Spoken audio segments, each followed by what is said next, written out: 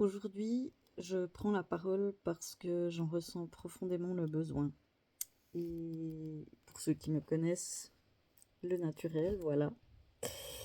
Et également, bien sûr, j'ai mon texte que je vais lire, ce qui me sécurise énormément. Voilà. Donc, oui, j'ai été diagnostiquée TDAH. Oui, j'ai été diagnostiquée TSA.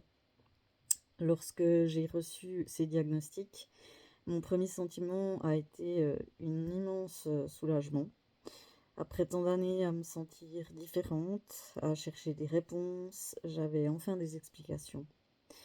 J'ai commencé à comprendre que j'avais le droit d'être qui je suis, le droit d'exister pleinement et de me montrer telle que je suis. À cette période, j'étais au chômage et nourrissais déjà un rêve, créer mon activité pour accompagner les personnes au parcours atypique.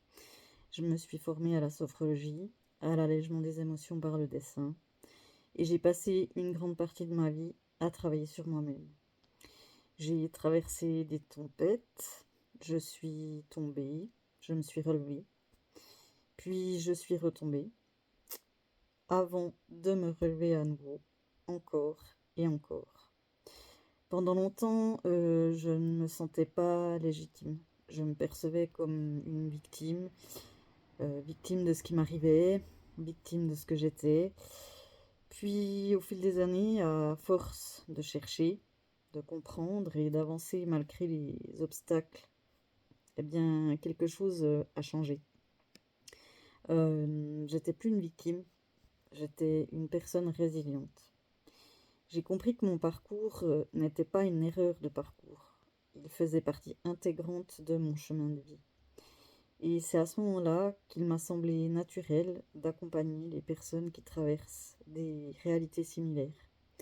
Parce qu'au fond, qui peut mieux comprendre certaines souffrances qu'une personne qui les a elle-même traversées? Mais la réalité, en fait, elle est parfois des fois plus complexe. Avec ma psychologue, car oui, je suis suivie, je vois une psychologue. Nous avons entrepris des démarches auprès de l'AI, non pas pour obtenir une rente, car mon souhait n'a jamais été de ne pas travailler. Mon souhait a toujours été d'aider, de transmettre et d'accompagner. Donc la mesure a été acceptée. Et aujourd'hui, j'effectue des stages pour découvrir le métier de maître socio-professionnel. Lorsque cette opportunité elle s'est présentée, j'ai ressenti beaucoup de joie. J'avais l'impression que les pièces du puzzle s'assemblaient enfin. Et pourtant, même les belles choses viennent parfois remuer ce qui est profondément enfoui. J'ai alors mis mon activité entrepreneuriale de côté, car elle me demandait énormément d'énergie. Et il y a une question qui m'est apparue. Suis-je vraiment faite pour accompagner les autres? Et oui, je pense que tout thérapeute se l'est posé à un moment ou à un autre. J'ai également pris conscience de la difficulté de trouver un équilibre entre vie professionnelle et vie personnelle lorsqu'on vit avec un TSA, car aujourd'hui je sais que celui-ci influence fortement mon quotidien. Alors, comme je l'ai souvent fait dans ma vie, j'ai continué à avancer, coûte que coûte.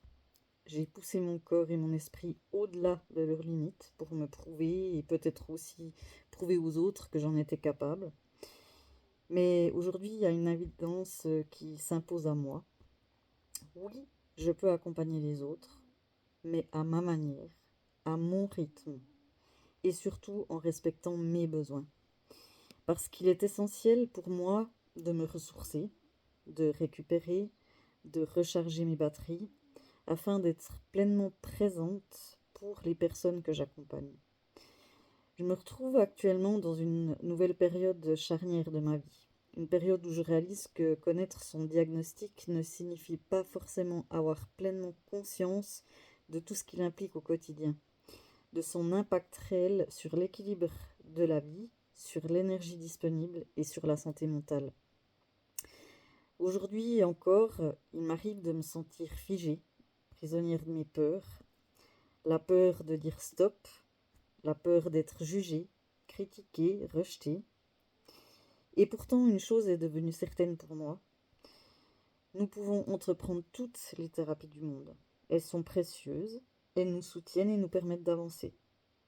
Mais le travail sur soi, c'est le voyage d'une vie entière.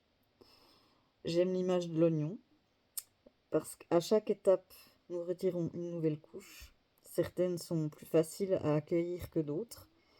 Certaines réveillent des douleurs anciennes. Mais à mesure que nous apprenons à nous écouter, à nous affirmer et à nous respecter, les crises deviennent moins violentes, elles durent moins longtemps, elles nous enseignent davantage. Je ne dis pas que c'est facile, clairement, je suis la première à en faire l'expérience. Il m'arrive encore d'être épuisée mentalement et physiquement. Oui, parfois mon corps entier me crie d'arrêter. Mais aujourd'hui, je sais une chose, ce n'est pas une régression, c'est simplement une nouvelle couche de l'oignon qui se dévoile. Et chaque couche retirée me rapproche un peu plus de qui je suis réellement, même si parfois cela semble difficile à surmonter. Voilà. Merci de m'avoir écouté, je vous fais des gros bisous.